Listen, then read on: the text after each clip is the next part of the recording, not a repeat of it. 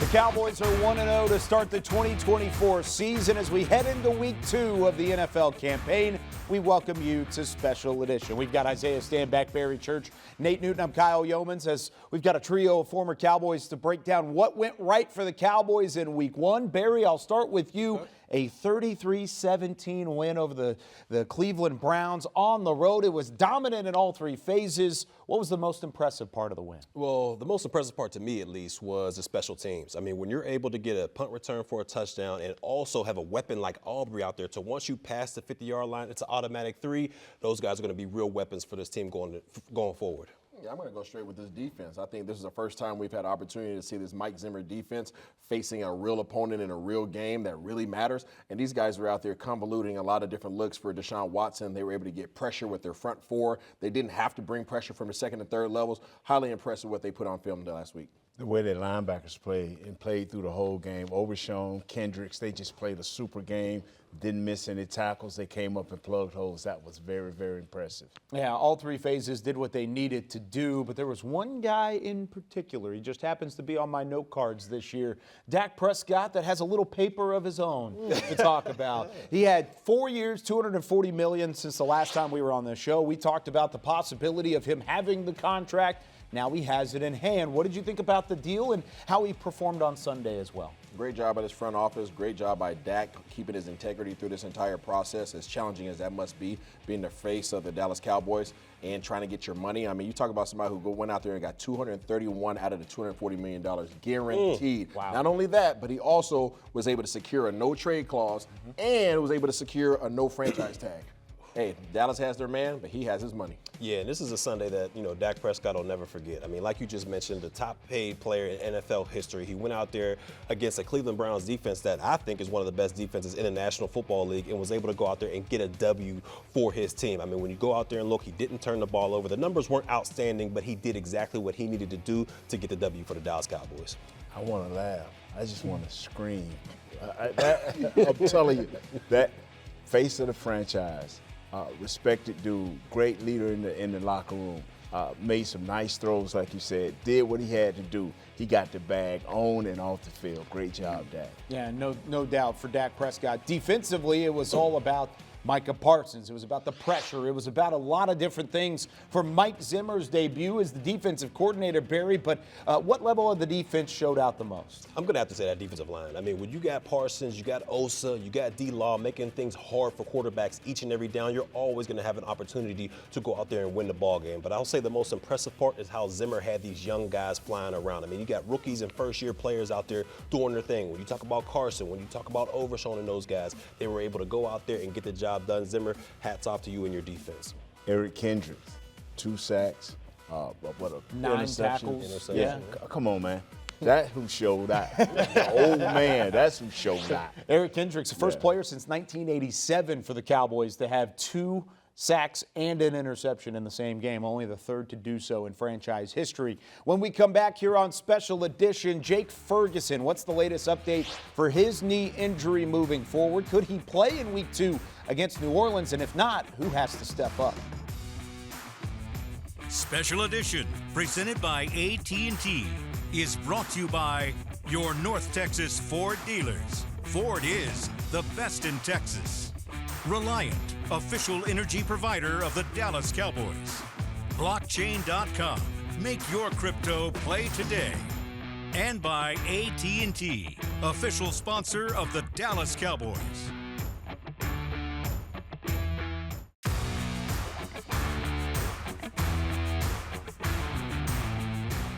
This segment is brought to you by your North Texas Ford dealers. Ford is the best in Texas. In the Week 1 win for the Dallas Cowboys, there was one downside for Dallas, and really a game where they came out injury-free, except for Jake Ferguson. Jake Ferguson suffers a slight MCL sprain. When we talked to Jake the other day, he did actually say it wasn't even a grade 1 strain. So in a scary moment on the field, at the same time, it's not nearly as severe as what Dallas once thought it would be. Here's Jake on his chances to possibly play in Week 2.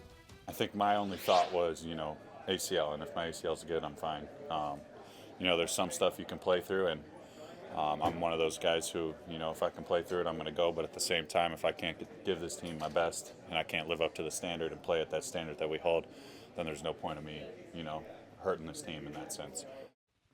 So this is part of the downside to having a young and talented tight end room is the fact that they're young and inexperienced. Luke Schoonmaker is the only tight end not named Jake Ferguson that has a reception in a regular season game throughout their NFL career because John Stevens Jr. missed all of last year, missed week 1, still yet to make his regular season debut.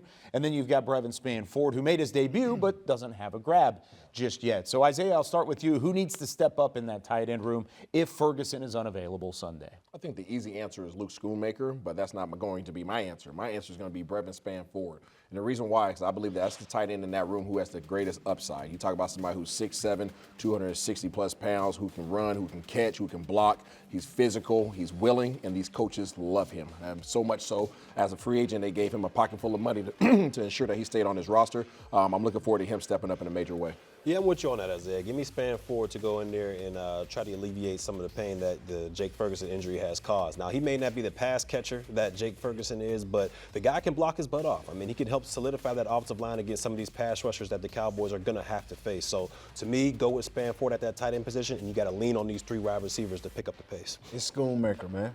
It's time. It's second-round pick. Invested a lot into him, and time into him. It's time for the light to go on for him to do his job, and this Schoonmaker should be the guy this week. You said he was the easy answer, Isaiah, but you didn't go with him. Why not? It's just because I don't believe that he has a greater upside. I'm not sure. I haven't seen from him. But he was a second-round pick. Regardless of where you're drafted. We have other picks that were in that same draft class that haven't shown up the way that everybody's expected to. So regardless of that pressure, I just think that Brevin Spann-Ford has shown that dog, he's shown that physicality, and he's shown the ability more so than I've seen out of Luke Schoonmaker to date. Do you think there's any level there from Luke Schoonmaker that can be elevated in his game in a short amount of time just because now he gets those first-team reps, he gets those first looks? Listen, opportunities will always give you a chance, but, when it comes to having that mentality and that dog that shows up on game day, nobody can pour that out of you. That has to be something that you give. And he is, of course, in his second year in the NFL, still growing and still you hope to see a bit of a crescendo when it comes to Luke Schoonmaker. We're starting to see that with another one of his draft class buddies, DeMarvion Overshown. When we come back here on Special Edition, Isaiah Stanback hits the film room. What made DeMarvion Overshown a difference maker in his NFL debut? This segment was brought to you by your North Texas Ford dealers. Ford is the best in Texas.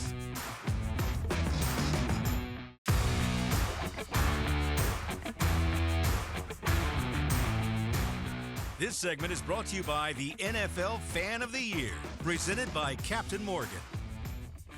I told him after the game how proud of I was because, we talked me and Overshown good relationship last year, and, over this time he's recovering, I just kept checking in on me.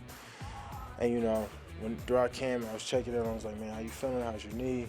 And, to see, all those talents and everything that, we all saw in camp, just so happened that injury, come out there like that in the first game, his confidence to the roof, man, it just got me super excited.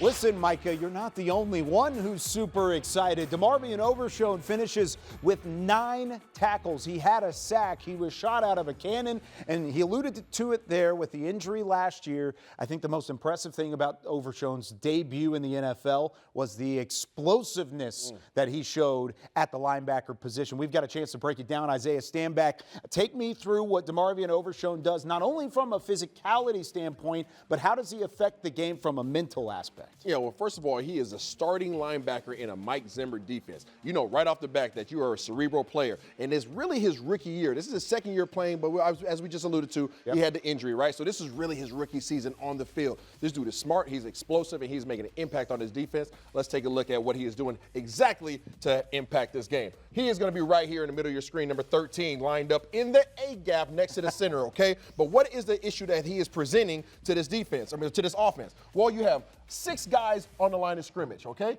He inserted himself in the A-gap, okay? Obviously, you have Marquise Bell there as well. Now, all of a sudden, this man right here says, you know what? I need more people, okay? I need more guys in this backfield. Get back here and help me block. All right, pause it right there. As soon as he brought the help back, what did DeMarvion Overshown and Marquise Bell just do? They said, go ahead and let's back up, okay? We did our job, number one. They added more protection. They are not getting guys out into a route. Now, what's the second thing that he does? All right, I declared the protection. Now I'm going to go ahead and slide. Number two, pause it right here. I'm going to ensure that you do not get an easy completion on an over route. Okay, we know that you run in play action. You're trying to get a ball right here for an easy completion. Nope, between the two of us, it's not going to happen. Okay, so that's 2 jobs done. Now, pause it right now. Number 3, I've been talking about this all week long. I get to go hunt the quarterback. I like to run. I like to hit. I'm DeMarvion Overshown. This is what I do. And I'm going to show you exactly how much ground I can cover. I'm on the 50-yard line. I'm going to go up here, run it through, and I'm going to get to you. Boom. At the 45-yard line in 0.2 seconds right there. Not only am I going to do 1 job by making you change your protection, 2 jobs by checking my over route, 3 jobs by going out there and hitting your chest, and then I'm going to run off right quick. And I'm going to make sure that this man right here is like, what in the entire heck is going on? I didn't know you were that fast. Yeah, Micah even said it in his press conference earlier. He said, you got people thinking that you're faster than me now. I can't be taking any breaks anymore because DeMarvion Overshown is shot out of a cannon and he has some explosiveness in his game. But like I said, it's not all about the physical tools from DeMarvion Overshown. We knew about that from his time at Texas. But you talked about some of that mental aspect of it. How does he keep his eyes disciplined, and how does he know his assignment on this play? Yeah, alignment and assignment, okay? That's what you hear a lot of times when you start talking about players. Well, let's go ahead and figure out where he's at right off the bat. Ta-da! He's going to be right here on the left side of your screen, okay? But why is this so difficult for the average citizen? Well, DeMarvion Overshown has responsibilities there for the running back. He also has responsibilities for the tight end should he come to his side. So let's go ahead and see here exactly what takes place. All right, they run motion across the formation. All right, boom, they bump over. Right off the back, I want you to pause it right now, okay? So now you see that. He is now responsible for this running back here. If the running back gets the ball, I have gap discipline. That means I am responsibility for shooting this gap. I have help coming from the outside. We're going to make an ice cream sandwich right here. But I have to make sure that my eyes are where? My eyes are through this guy. Does he get the ball? Nope. As soon as I see he doesn't get the ball, running back just 1 second.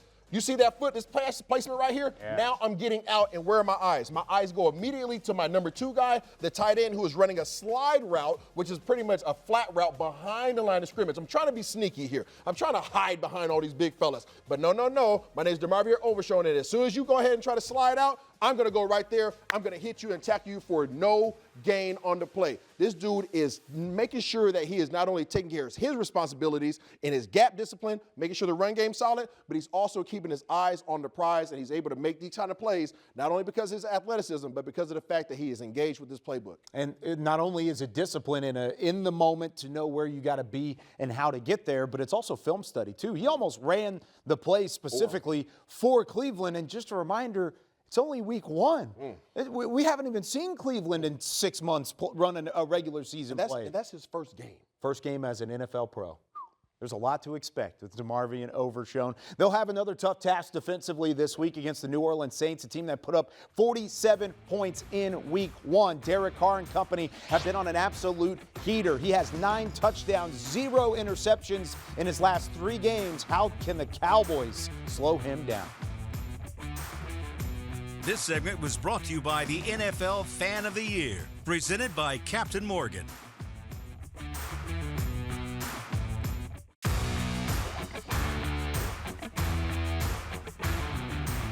Welcome back to Special Edition Isaiah Standback, Barry Church, Nate Newton. I'm Kyle Yeomans. Now we take you through the preview of the Week 2 matchup, Dallas and New Orleans from AT&T Stadium this Sunday.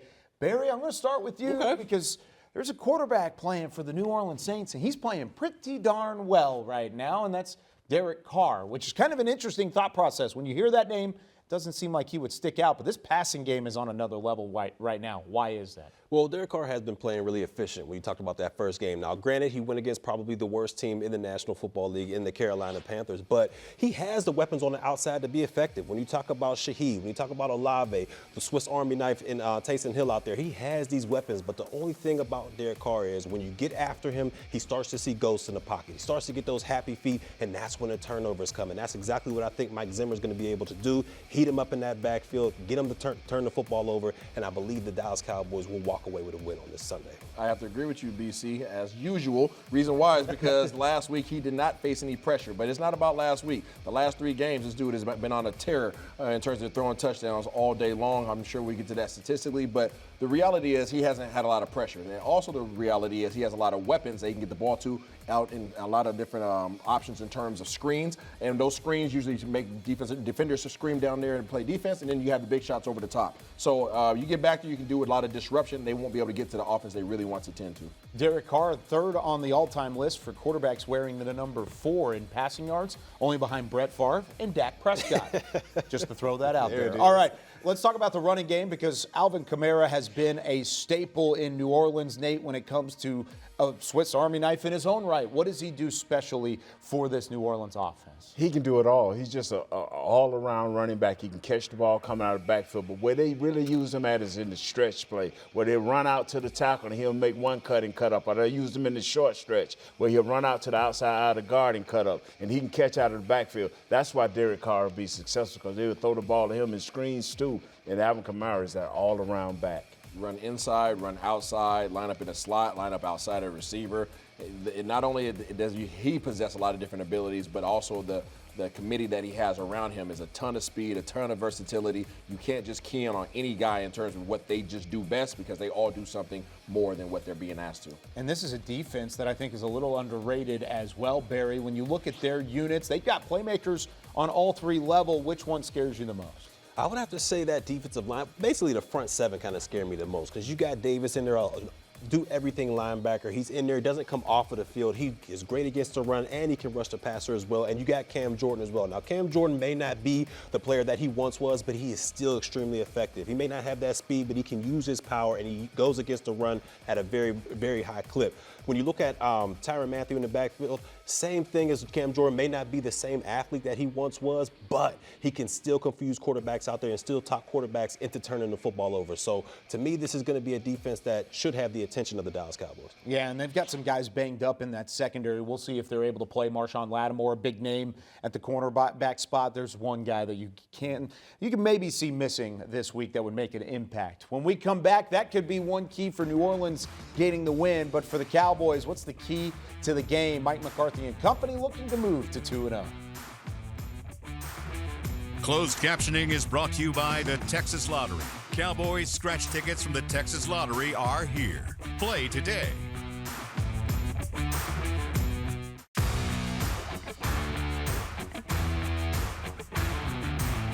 Special edition presented by AT&T was brought to you by your North Texas Ford dealers. Ford is the best in Texas. Miller Lite, the only beer of the Dallas Cowboys. And by AT&T, official sponsor of the Dallas Cowboys.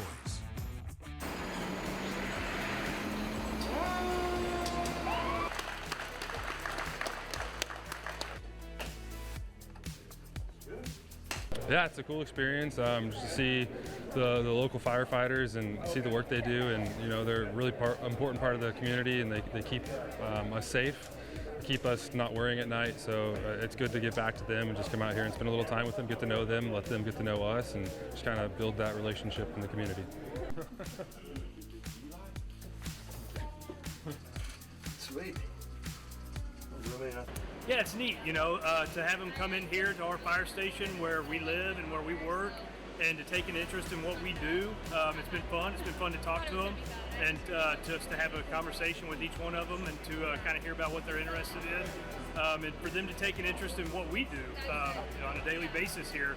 They're superstars, so for them to kind of ask questions and see what they want to know here about us, it's been fun. It's been neat. Go Cowboys! On this week of remembrance of September 11th, 2001, we thank all those first responders across the country, and the Cowboys taking some time to thank those in the community. As we welcome you back to Special Edition, Isaiah, Barry, and Nate. We got to be quick here, guys. Barry, key to the game this Sunday. Start fast. Do not give the Saints an opportunity or confidence that they can play with you guys. Force 2 turnovers. Get Derek Carr to cough it up. That's a good one. Stop Alvin Kamara. He's a great all-around back. Do they stop Alvin Kamara in order to get a win, Nate Newton, what's your prediction? They have to. And if we stop him, man, we'll get Aubrey with a 71-yarder for a 1-point win. Yes, sir. Did you want to see him try the 71-yarder, guys? I wanted to see it. I did. I wanted to see I want him to try keep the it. streak. Save it. I don't want him to miss. I got you. But I want it to be a game winner. I like it. I like it. We'll see you later in the year. For Isaiah Standback, Barry Church, Nate Newton, I'm Kyle Yeomans. We'll see you next week with more Special Edition.